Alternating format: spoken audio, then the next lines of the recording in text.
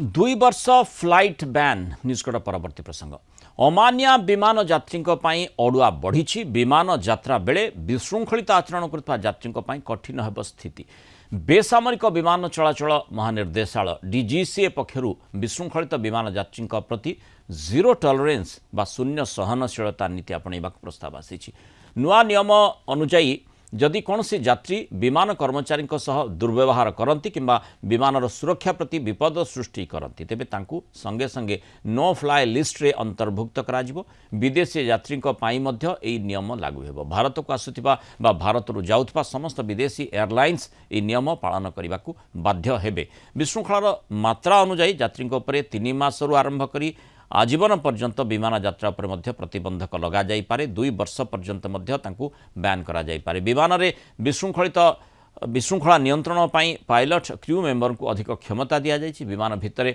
मद्यपान करी हंगामा करिबा किंबा अन्य यात्री को हैरान करिबा भली घटना बढ़ुछि। सेथिपाई डीजीसीए एभली कठोर पदक्षेप नेबा चिंता करुछन्ति।